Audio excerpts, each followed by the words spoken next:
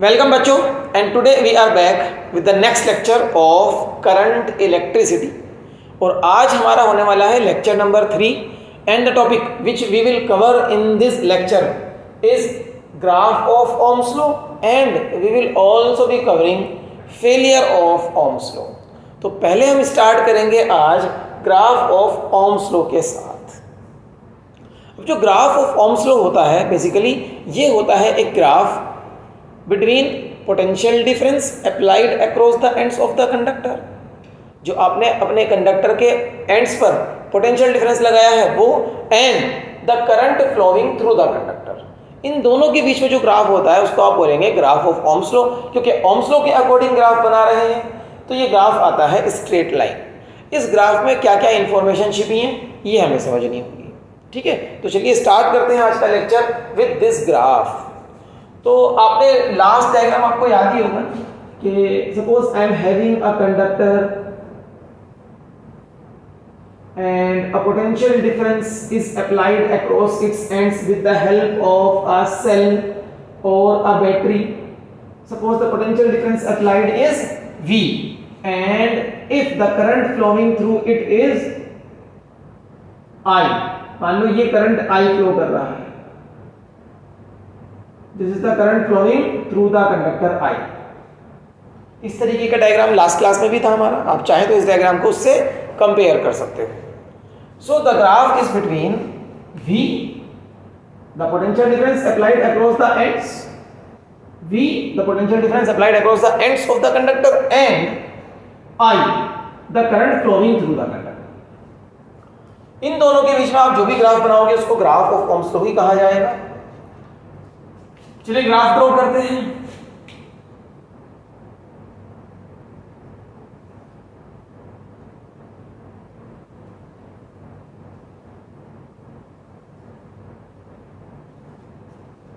Y axis जिधर होती है इधर हमें प्लॉट करना है potential difference,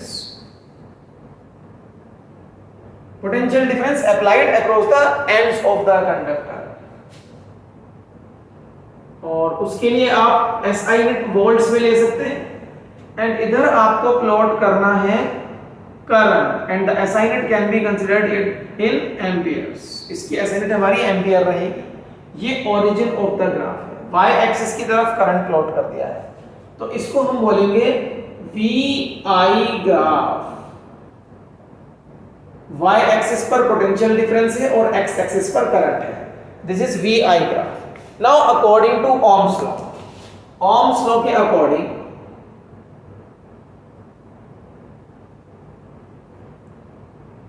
I is proportional to V at constant temperature, है ना। तो टेम्परेचर कांस्टेंट रखना है, टेम्परेचर तो स्पेशली कांस्टेंट रखना ही है, बाकी फिजिकल कंडीशंस भी कांस्टेंट रहने चाहिए। तो I is proportional to V या फिर आप यूं कह लीजिए कि V is equals to IR, ये ओम्स लॉ है। तो VI ग्राफ, तो VI graph is going to be a straight line graph, क्योंकि I is proportional to V या V is proportional to I, mathematically दोनों चीजें सेम हैं। तो ये एक स्ट्रेट लाइन ग्राफ बनेगा स्टार्टिंग फ्रॉम द ओरिजिन, क्योंकि जब V 0 होगा तो I भी 0 होगा, मतलब यहां से स्टार्ट होना है। जब V की वैल्यू 0 होगी तो I की वैल्यू भी 0 होगी and it is going to be a straight line, और ये हो जाएगा इस तरीके से स्ट्रेट लाइन। ठीक है, अब क्वेश्चन आता है यहां पर कि इस ग्राफ से आपको क्या क्या इंफॉर्मेशन मिलने वाली है। Basically the slope of the graph, इसके स्लोप से आपको क्या मिलेगा। तो स्लोप देखते हैं इसका, देखो ध्यान से। चलिए कुछ वैल्यूज लिख लेते हैं यहां पर। Suppose 1 ampere, 2 ampere, 3 ampere, 4 ampere and 5 ampere. ये एम्पियर में इधर करंट है एंड इनके corresponding values of potential difference भी मैं देख लेता हूं।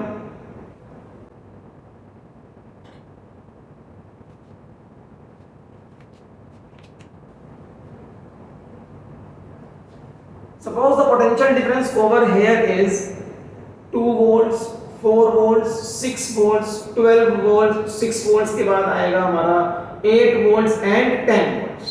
ठीक है, ये हमारे पास अब ग्राफ है। Now what is the slope of this VI graph gives? VI graph के स्लोप से मिलेगा क्या? देखो अब स्लोप होता क्या है, पहले तो ये याद रखो, मैंने आपको इलेक्ट्रोस्टैटिक्स के ग्राफ वाले लेक्चर में भी बताया है स्टार्टिंग में। That was the lecture number 36 from electrostatics. आप चाहो तो जाकर देख लो। आप लिख सकते हो ग्राफ्स इलेक्ट्रोस्टैटिक्स फिजिक्स सीखो, सर्च करिए, आपको लेक्चर मिल जाएगा।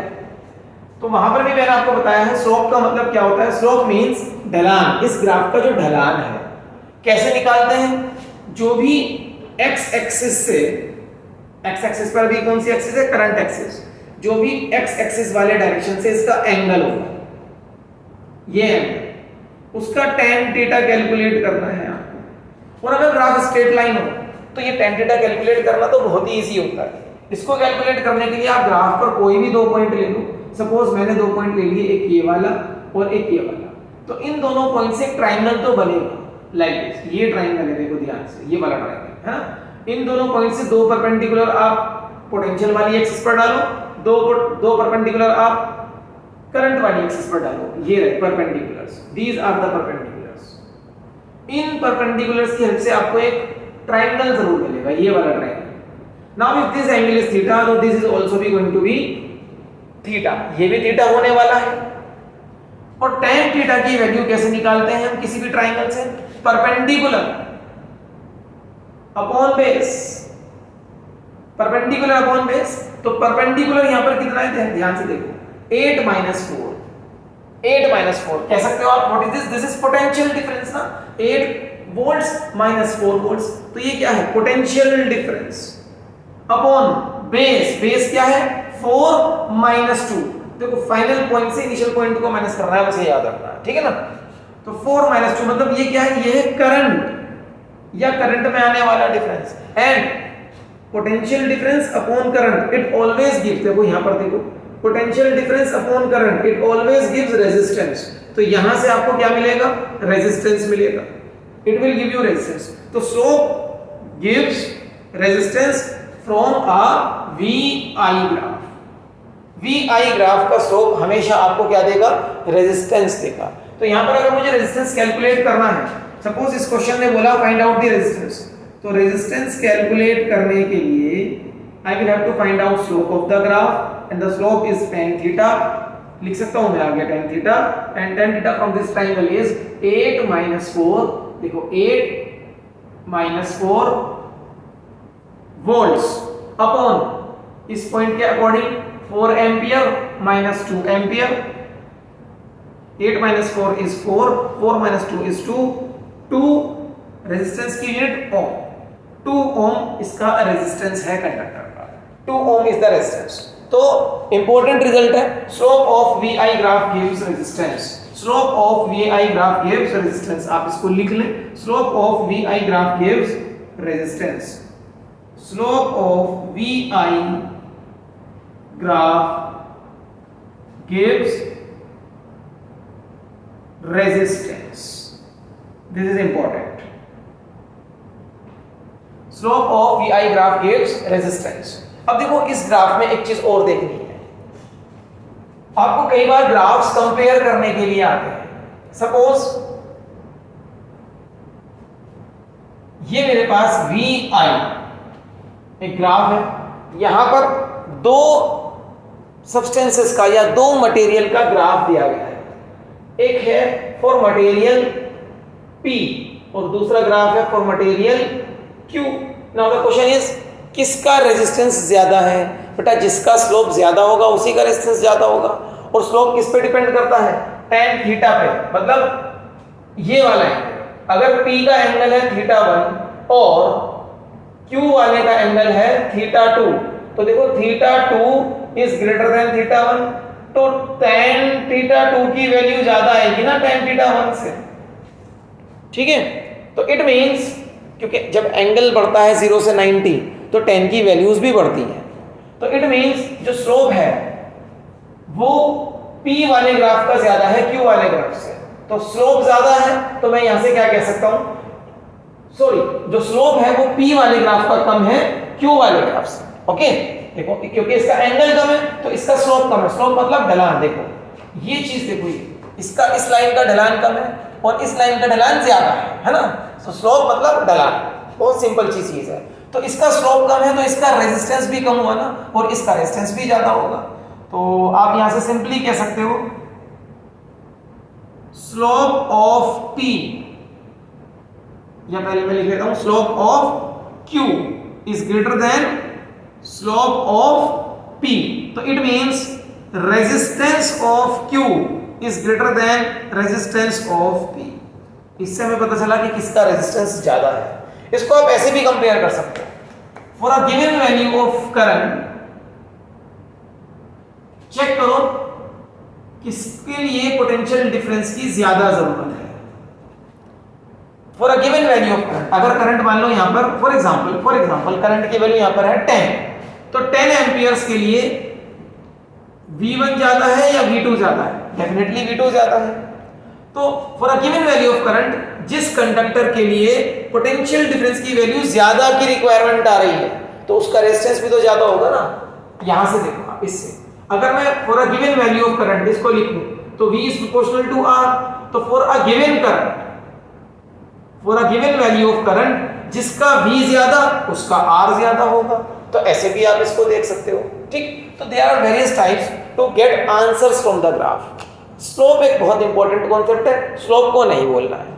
अच्छा, अब एक चीज इसमें क्या होती है, एक चालाकी कई बार क्वेश्चन कर लेता है कि आपको ग्राफ में VI ग्राफ नहीं मिलेगा, बहुत ध्यान से देखना है। सबसे पहले जैसे ही ग्राफ मिले आप हमेशा चेक किया करो कि ग्राफ के y एक्सिस की तरफ क्या लिखा है और x एक्सिस की तरफ क्या लिखा है। इस बार क्या कर दिया गया है कि इधर दिया है करंट, करंट की यूनिट है एम्पियर्स, एंड इधर मिला है पोटेंशियल डिफरेंस जिसकी यूनिट है वोल्ट्स। ग्राफ तो इस बार भी स्ट्रेट लाइन ही होगा। Graph is going to be a straight line only because Ohm's law says I is proportional to V.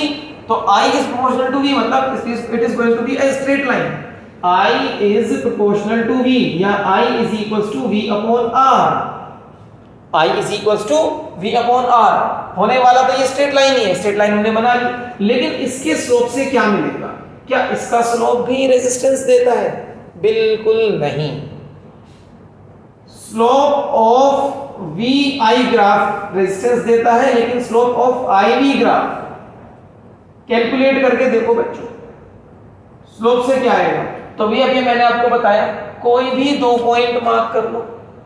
एक पॉइंट ये रहा और इन पॉइंट से आप परपेंडिकुलर ड्रॉप करो, इधर भी इधर भी। सपोज ये वैल्यू है V1 और ये वैल्यू है I1। V1 की वैल्यू के लिए corresponding current is I1। And एक और पॉइंट मार्क कर लो, परपेंडिकुलर ड्रॉप करो। सपोज यहां पर पोटेंशियल डिफरेंस है V2 और यहां पर करंट की वैल्यू आ गई कोरस्पॉन्डिंग करंट I2, ठीक। इन परपेंडिकुलर से एक ट्रायंगल जरूर बनेगा if this angle is theta from the x axis. अच्छा, जो tan थीटा में थीटा होता है ना, वो हमेशा x एक्सिस वाली लाइन पे होता है। अब x एक्सिस पर चाहे करंट लिखा हो या पोटेंशियल डिफरेंस लिखा हो, कुछ भी लिखा हो, एंगल लेना x एक्सिस से ही है, ये याद रखिएगा। अगर ये एंगल थीटा है तो दिस इज आल्सो थीटा। तो tan थीटा स्लोप क्या होता है? tan थीटा स्लोप क्या होता है? Slope is always tan theta. अब देखो tan थीटा क्या आने वाला है? tan theta is perpendicular. Now what is perpendicular? It is I2 minus I1. मतलब change in current. And what is base? Base is V2 minus V1. मतलब change in potential difference. I upon V. ये आया। अब आप ध्यान करो थोड़ा Ohm's law से। अगर मैं Ohm's law से I upon V लिखना चाहूँ, इसको देखो, अगर मैं यहाँ से I upon V लिखूंगा, I upon V, तो I will get 1 upon R. I upon V का मतलब क्या है? 1 upon R. 1 upon R मतलब रेजिस्टेंस का रेसिप्रोकल। 1 upon R मिला है, R नहीं मिला, ठीक है। तो slope of IV graph gives reciprocal of resistance. जो स्लोप ऑफ IV ग्राफ है वो हमें क्या देगा? It will give us reciprocal of resistance 1/r की वैल्यू आएगी। अगर यहाँ से रेजिस्टेंस निकालना है तो क्या करो, जो भी स्लोप है उसका रेसिप्रोकल कर दो। यही हुआ ना, if slope is 1/r then r is going to be 1 slope. जो भी स्लोप का आंसर आएगा उसका रेसिप्रोकल कर दो, आपको यहाँ से रेजिस्टेंस मिल जाएगा। इट मींस इस ग्राफ का स्लोप जितना ज्यादा होगा, स्लोप मतलब ढलान, स्लोप जितना ज्यादा होगा उतना ही कम रेजिस्टेंस होगा। अगर यही क्वेश्चन जो अभी VI ग्राफ पर पूछा गया है, if the same question is asked on IV graph, तो आंसर रिवर्स हो जाएंगे। उसने एक्सिस को पलट दिया, आप आंसर को पलट दो। यही तो है इसका मतलब। देखो ध्यान से, सपोज वही क्वेश्चन मैं यहां पूछ रहा हूं आपसे, like this. Now this is IV graph. Now I am asking कि कौन से कंडक्टर का, कंडक्टर A या कंडक्टर B, कौन से कंडक्टर का रेजिस्टेंस ज्यादा है। तो देखो यहां पर क्या था, because slope of VI graph gives resistance, तो जिसका स्लोप ज्यादा उसका रेजिस्टेंस ज्यादा। Q का स्लोप ज्यादा है, Q का रेजिस्टेंस ज्यादा है। बट यहां पर क्या है, स्लोप ऑफ IV ग्राफ। तो ध्यान से देखना है कि ये IV ग्राफ है, IV graph. Slope of IV graph is reciprocal of resistance, तो जिसका स्लोप ज्यादा उसका रेजिस्टेंस कम। तो यहां पर resistance of B is less than resistance of A। इस तरह के क्वेश्चंस आते रहते हैं, एक मार्क के क्वेश्चन होते हैं, इन्हीं को कॉन्सेप्चुअल क्वेश्चंस बोलते हैं। ठीक है, तो ग्राफ पर इस तरह के क्वेश्चंस आएंगे तो उनके लिए आपकी प्रिपरेशन बिल्कुल परफेक्ट होनी चाहिए। This is all about the graph of Ohm's law. तो ओम्स लॉ का ग्राफ बच्चों VI ग्राफ भी हो सकता है, IV ग्राफ भी हो सकता है। ठीक, क्योंकि ओम्स लॉ के अकॉर्डिंग करंट और पोटेंशियल डिफरेंस के बीच में डायरेक्ट प्रोपोर्शनलिटी है। That is why the graph is always a straight line. इसीलिए ग्राफ स्ट्रेट लाइन होता है पासिंग थ्रू द ओरिजिन। अभी यहाँ पर आप वीडियो को पॉज करेंगे और जितना भी मैंने ग्राफ के बारे में आपको बताया है विद दीज 2 एग्जांपल्स, इन चीजों को कॉपी कीजिए and then we will go ahead in this lecture.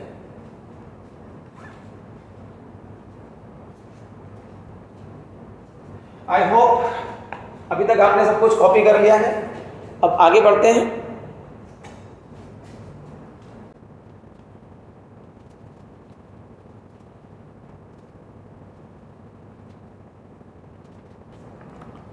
Now the next heading जो आज के लेक्चर में हमें करनी है वो है failure of Ohm's law.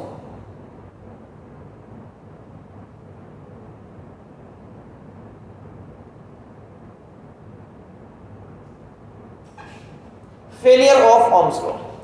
Ohm's law एक फंडामेंटल लॉ नहीं है। ये लॉ सिर्फ कुछ ही कंडक्टर्स पे लगता है।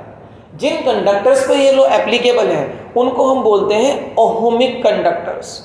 सारे कंडक्टर इस लॉ को फॉलो नहीं करते हैं। जिन कंडक्टर्स पे ये लॉ नहीं लग पाता है, मतलब जिन कंडक्टर्स के थ्रू करंट फ्लो तो करता है बट ओम्स लॉ को फॉलो करके फ्लो नहीं करता, उन कंडक्टर्स को हम बोलते हैं नॉन ओहमिक कंडक्टर्स। तो 2 तरह के कंडक्टर्स होते हैं, ohmic conductors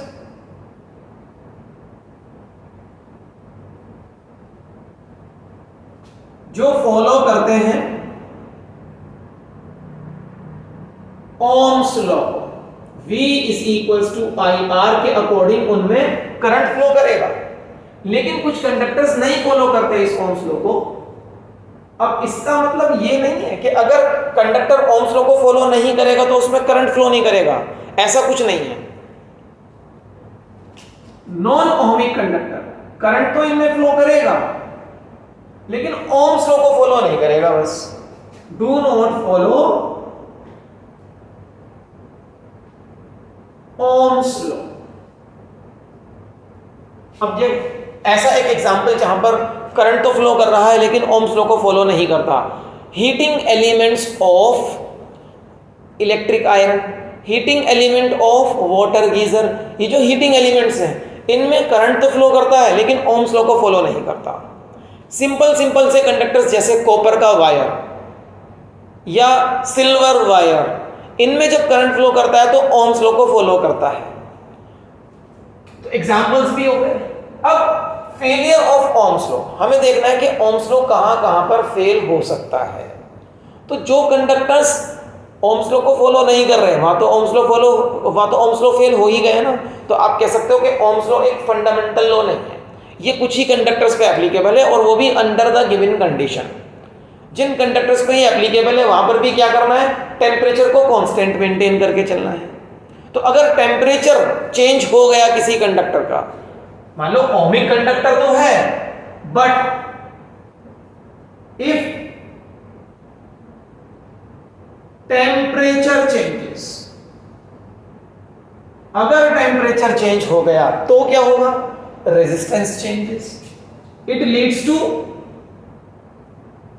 change of resistance. अब रेजिस्टेंस के चेंज होने से क्या होगा, because resistance is a constant in Ohm's law. अब सोचो, a constant in Ohm's law, जो रेजिस्टेंस है वही कांस्टेंट नहीं रहा, then Ohm's law will definitely fail, फिर तो ओम्स लॉ फेल हो जाएगा। फिर उसके अंदर जो करंट फ्लो करेगा वो I प्रोपोर्शनल टू V के अकॉर्डिंग नहीं कर पाएगा। तो एक कंडीशन तो ये हो गई ओम्स लॉ के फेल होने की। This is the first condition for the failure of Ohm's law. What is the condition? If the temperature of the conductor varies, then its resistance also varies, due to which Ohm's law fails. Due to which Ohm's law fails. ये हो गया आपका पहला condition Ohm's law के fail होने का। Okay, this is the first condition. अब हम देखेंगे बाकी और कंडीशंस। बाकी और कंडीशंस के साथ हम ग्राफ भी प्लॉट करेंगे। चलिए देखते हैं सेकंड कंडीशन। सेकेंड कंडीशन में है Ohm's law fails when large current flows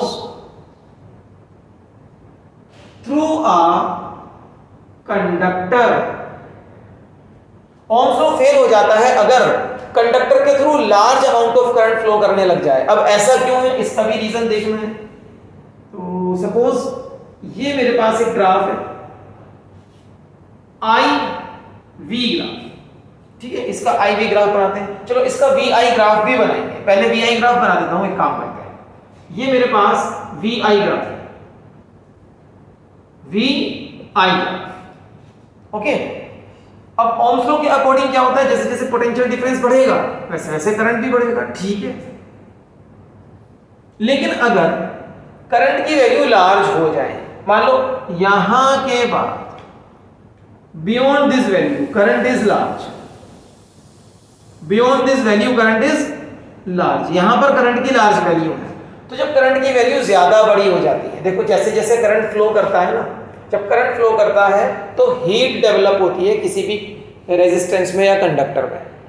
कोई भी रेजिस्टर हो या कंडक्टर हो, अब रेजिस्टर क्या होता है sir, the resistor is any conductor जिसमें करंट को अपोज करने की जो प्रॉपर्टी है वो बहुत ज़्यादा हो जाती है, फिर हम उस कंडक्टर को रेजिस्टर बोलने लगते हैं, ठीक है। तो रेजिस्टर और कंडक्टर कुछ अलग अलग चीज़ें नहीं हैं। Conductor anything that can allow the electricity to pass through it, but ऐसा कंडक्टर जिसमें थोड़ी ज़्यादा प्रॉपर्टी आ गई है करंट को अपोज करने की, तो उसे हम रेजिस्टर भी बोलते हैं। वैसे तो सारे कंडक्टर में थोड़ा बहुत रेजिस्टेंस होता ही है, जिनमें ज़्यादा होता है उनको स्पेशली रेजिस्टर कहा जाता है, ठीक है ना। तो जैसे जैसे करंट बढ़ता है तो उस कंडक्टर में या उस रेजिस्टर में हीट ज्यादा डेवलप होने लगती है by Joule's law of heating. 10th class में पढ़ा था, याद नहीं है तो दोबारा आएगा इस चैप्टर में आगे, बट मैं आपको याद दिला देता हूं। जो हीट डेवलप होती है वो करंट के स्क्वायर के प्रोपोर्शनल होती है। तो अब सोचो, अगर करंट लार्ज हो गया तो उस लार्ज करंट का भी स्क्वायर उसके अकॉर्डिंग हीट डेवलप होगी, और अगर हीट डेवलप होगी तो इट मींस टेम्परेचर में ज्यादा चेंज आ जाएगा, large change in temperature. Temperature भी इंक्रीज कर जाएगा जब हीट बनेगी तो, और अगर टेम्परेचर बढ़ गया तो टेम्परेचर बढ़ जाने से फिर आप यहीं आ जाओ, टेम्परेचर चेंज होगा तो रेजिस्टेंस चेंज होगा, और रेजिस्टेंस ओम्स लॉ का कांस्टेंट है, वो चेंज हो गया तो फिर ohms law will not remain valid, फिर ओम्स लॉ वैलिड नहीं रहेगा। ग्राफ में क्या चेंजेस आएंगे, अगर लार्ज करंट हो गया तो ओम्स लॉ इनवैलिड हो गया, मतलब now the graph will not be a straight line beyond this point.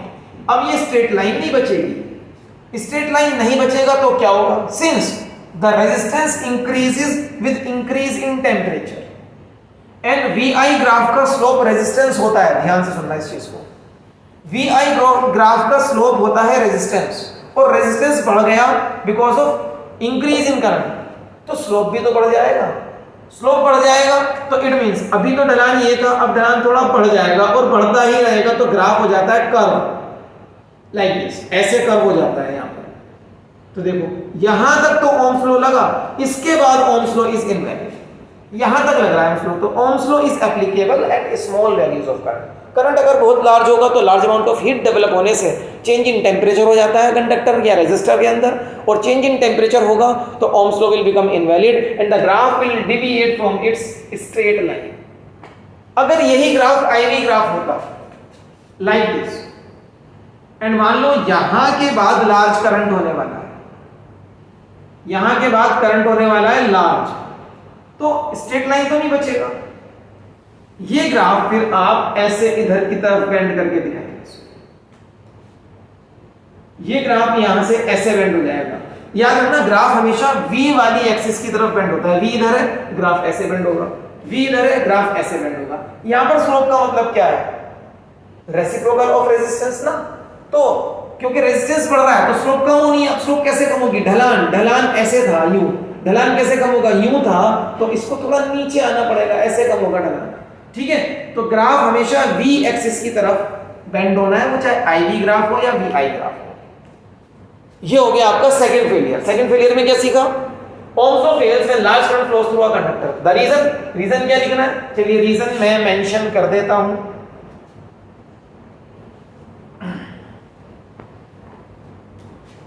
Reason at large values of current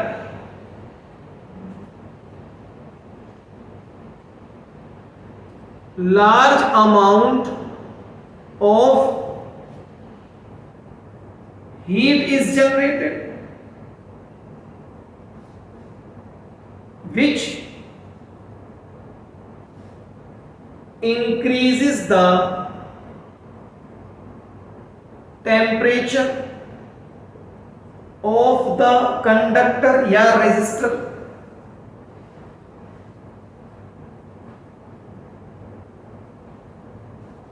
due to this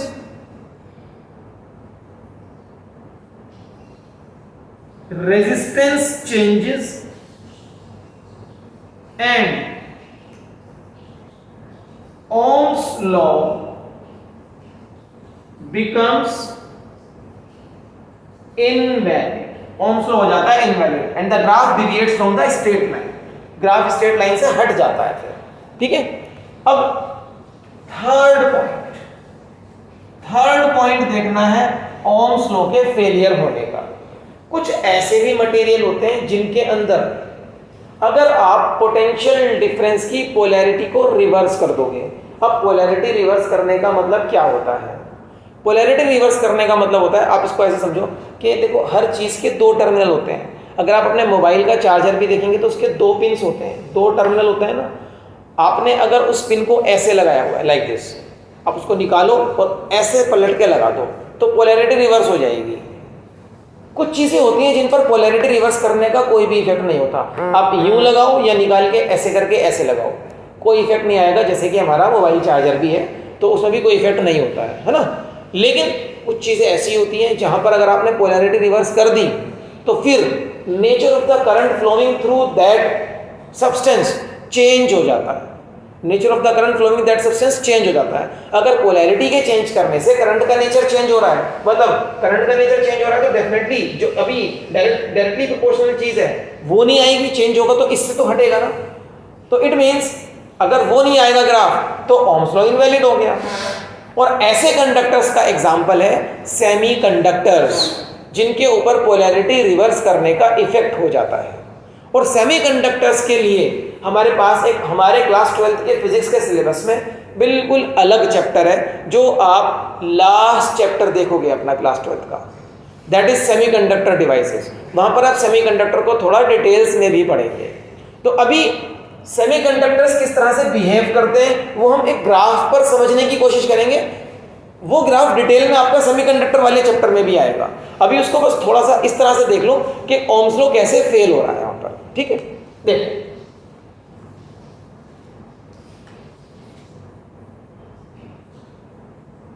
for semiconductors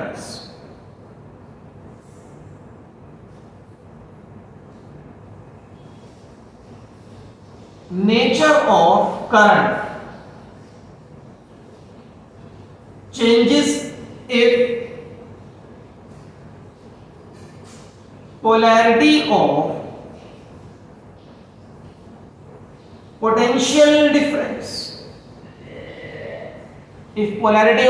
difference is reversed. Also, for a range of potential difference current is not found to be directly proportional to V. ये भी चीज है इसके अंदर, दो points हैं, एक ये वाला पॉइंट, एक ये वाला point. Also,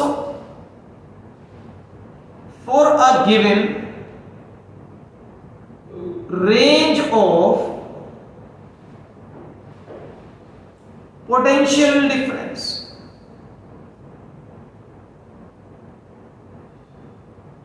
current is not found to be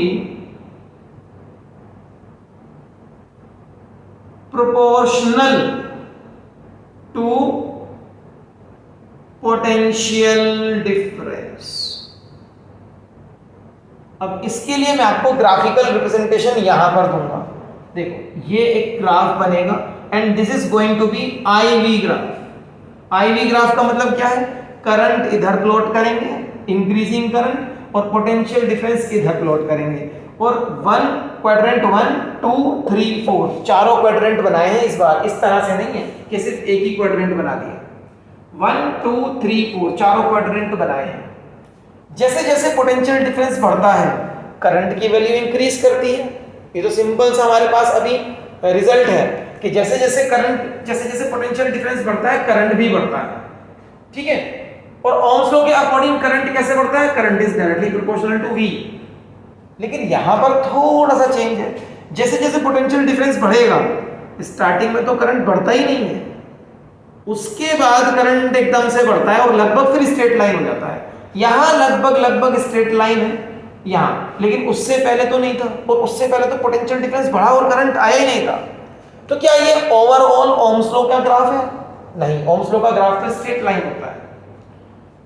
और उसमें भी अगर आपने पोलैरिटी को रिवर्स कर दिया, अब रिवर्स पोलैरिटी को ग्राफ पर कैसे शो करते हैं? आपने ऐसे प्लग लगाया था, पहले निकाला, पलटा और लगा दिया, तो अब क्या हो गया? प्लस की जगह माइनस, माइनस की जगह प्लस, पोलैरिटी रिवर्स हो गई। उसको ग्राफ पर आप दिखाएंगे negative axis of potential difference पर, तो करंट का डायरेक्शन भी तो रिवर्स हो जाएगा। आप सोचो, इसको ऐसे सोचो कि सपोज ये बैटरी लगी हुई है, पहले इधर प्लस इधर माइनस, और इस बैटरी पे मैंने सपोज एक बल्ब लगाया हुआ है लाइक दिस, तो करंट अभी ऐसे फ्लो कर रहा है। लेकिन अगर मुझे पोलैरिटी रिवर्स करनी है तो मैं क्या करूंगा? मैं इसको ऐसे पलट दूंगा, बैटरी को ऐसे लाइक दिस, प्लस माइनस पलट जाएंगे, प्लस इधर माइनस इधर। अब मैं अगर इस पे बल्ब लगाऊंगा तो bulb will glow, bulb glow तो करेगा, लेकिन इस बार करंट का डायरेक्शन ऐसे होगा ना। देखो करंट का डायरेक्शन भी रिवर्स कर गया, तो पोटेंशियल डायरेक्शन का डायरेक्शन भी रिवर्स हुआ, या पोलैरिटी कह दो कि पोलैरिटी रिवर्स हुई। पोटेंशियल डिफरेंस का कोई डायरेक्शन नहीं होता, it is a scalar quantity, उसकी पोलैरिटी रिवर्स हो गई तो करंट का डायरेक्शन भी रिवर्स हो चुका है। तो ये चीज हमें कैसे दिखानी है कि अगर ये वाला एक्सिस, पॉजिटिव एक्सिस इस पोटेंशियल डिफरेंस को शो करता है, तो नेगेटिव एक्सिस इस वाले पोटेंशियल डिफरेंस को शो करेगा। ये वाला करंट क्लॉकवाइज कह लो इसको, क्लॉकवाइज करंट अगर पॉजिटिव एक्सिस पर शो करा है तो एंटी क्लॉकवाइज करंट को नेगेटिव एक्सिस पर शो करेंगे। सपोज ये बल्ब, इस बल्ब की वर्किंग पे तो कोई भी इफेक्ट नहीं आया, जैसे पहले ग्लो कर रहा था वैसे ही अब ग्लो कर रहा है, ठीक है, इसके ऊपर कोई इफेक्ट नहीं आया। लेकिन अगर यहां बल्ब की जगह कोई ऐसा कंडक्टर लगा होता जो सेमीकंडक्टर है, मान लो ये सेमीकंडक्टर है, ये सेमीकंडक्टर है, दिस इज अ सेमीकंडक्टर, ठीक है, ये सेमीकंडक्टर है, ये सेमीकंडक्टर का सिंबल होता है, आपको सेमीकंडक्टर वाले चैप्टर में समझाया जाएगा अच्छे से कि ये सेमीकंडक्टर का सिंबल है।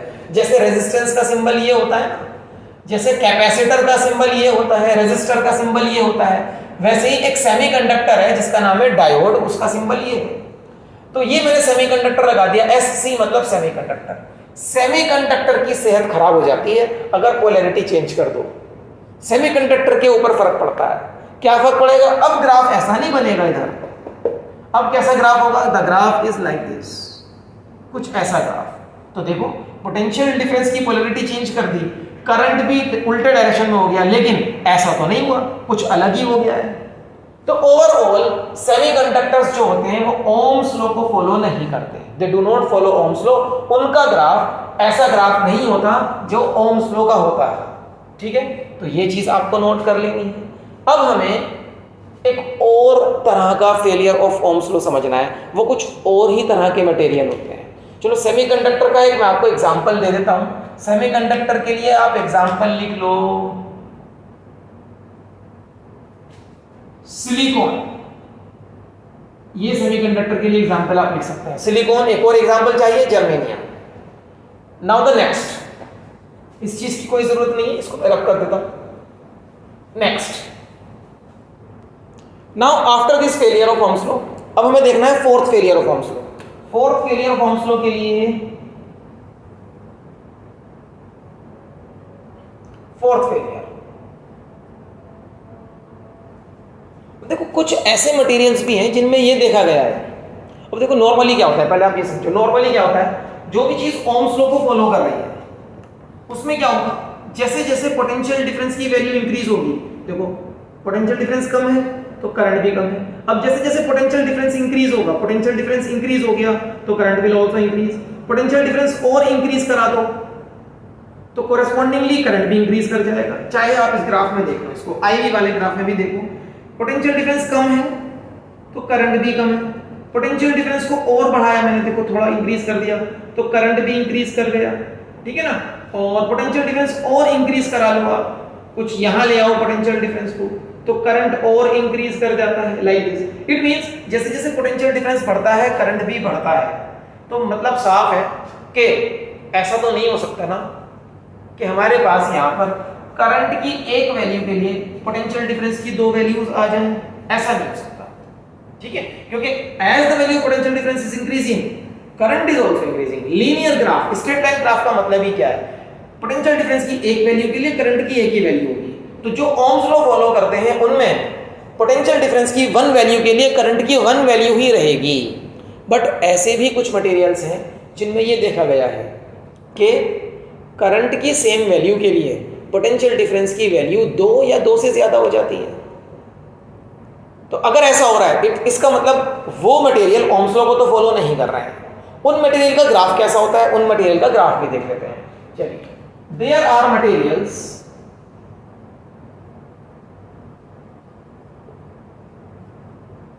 in which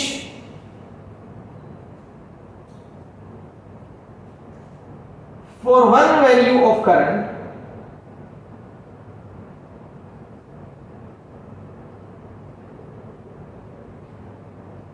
there may be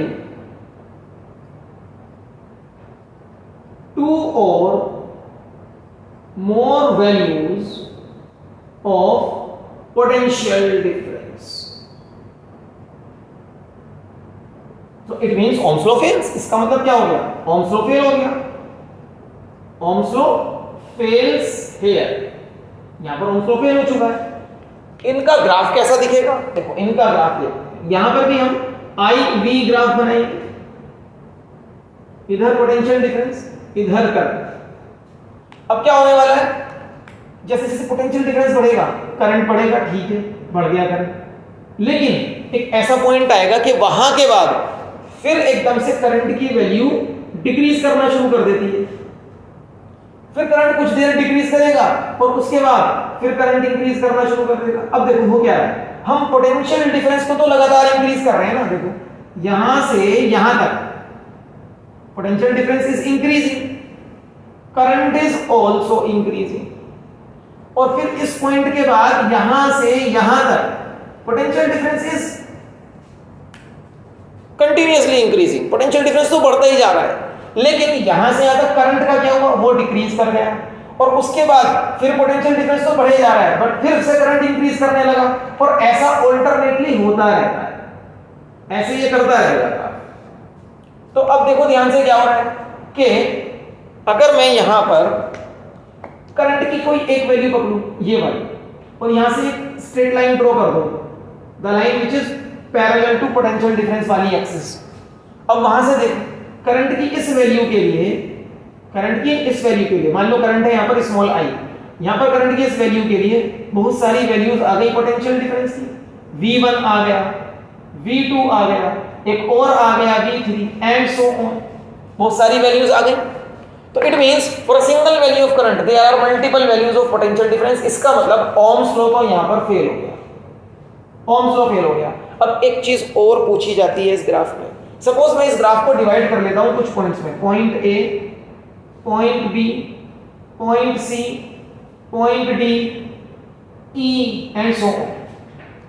अब आप देखो ध्यान से, जैसे जैसे पोटेंशियल डिफरेंस इंक्रीज करेगा, करंट इंक्रीज करेगा, और आईवी ग्राफ की स्लोप मैंने आपको बताया क्या देती है, आज के लेक्चर में स्टार्टिंग में यही था, आईवी ग्राफ की स्लोप से हमें मिलता है रेजिस्टेंस का reciprocal.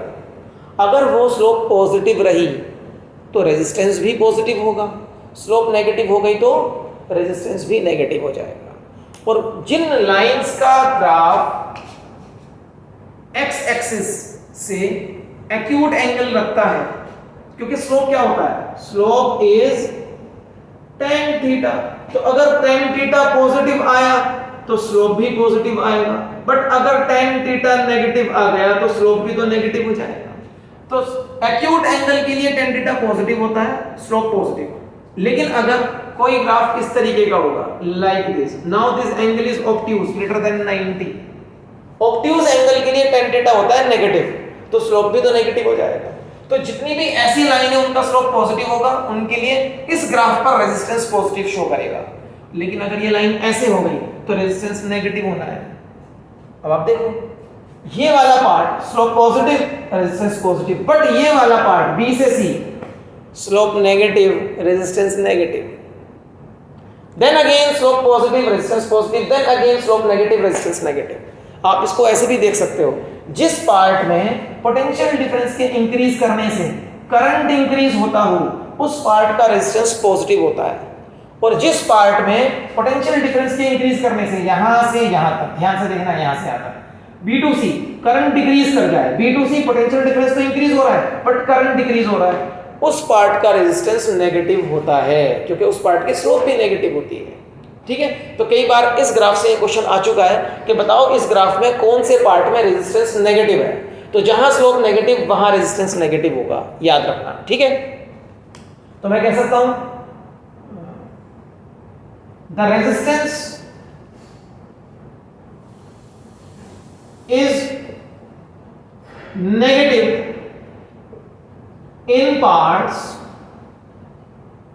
B2C and D2E because the slope is negative in these parts, है ना, because the current is decreasing when potential difference increases।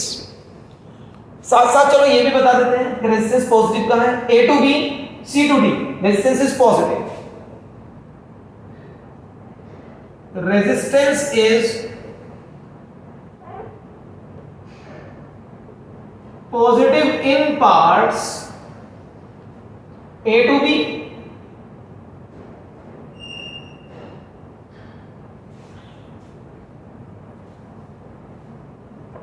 in parts A to B and C to D। In parts में resistance positive है क्योंकि यहां पर slope भी positive है। So that's all for the lecture today। ये हो गए आपके ओम्स लॉ के फेलियर। आज हमने ओम्स लॉ का ग्राफ सीखा, उसके स्लोप से क्या मिलता है वो भी हमें समझ में आया, और फिर failure of Ohm's law. Failure of Ohm's law को अगर मैं समराइज कर दूं तो देखो 4 फेलियर है। नंबर 1 कि ओमिक कंडक्टर तो है लेकिन आपने उसका टेम्परेचर चेंज कर दिया तो रेजिस्टेंस चेंज होने से ओम्स लॉ फेल हो जाता है। नंबर 2, लार्ज करंट अगर फ्लो कर गए तो हीट डेवलप होगी, टेम्परेचर बढ़ेगा, रेजिस्टेंस बढ़ जाएगा, तो अगेन ओम्स लॉ फेल हो जाएगा। सेमीकंडक्टर्स जैसे कि एग्जांपल सिलिकॉन एंड जर्मेनियम, उनमें क्या होता है, पोलैरिटी को रिवर्स करके लगाया तो नेचर ऑफ करंट का जो फ्लो होता है वो चेंज हो जाता है और ओम्स लॉ फेल हो जाता है।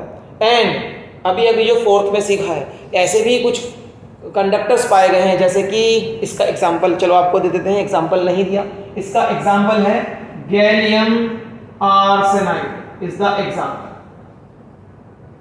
गैलियम आर्सेनाइड, जैसे कि गैलियम आर्सेनाइड ऐसे मटेरियल्स में क्या होता है कि देखा गया है कि जब पोटेंशियल डिफरेंस इंक्रीज करता है तो करंट की वैल्यू इंक्रीज और डिक्रीज करती है ऑल्टरनेटली, तो ड्यू टू विच यहां पर भी ओम्स लॉ फेल हो जाता है। After this graph of Ohm's law and failure of Ohm's law हमारा नेक्स्ट लेक्चर आएगा। अब नेक्स्ट लेक्चर में हमें कुछ देखना है, जैसे कि ओम्स लॉ के कुछ और फॉर्म्स भी होते हैं। ओम्स लॉ सिर्फ V is equals to IR करके नहीं लिखा जाता है, Ohm's law can also be written in some other forms. तो उसके लिए हम फिर मिलेंगे अपने नेक्स्ट लेक्चर में नेक्स्ट टॉपिक के साथ। Till then bye bye.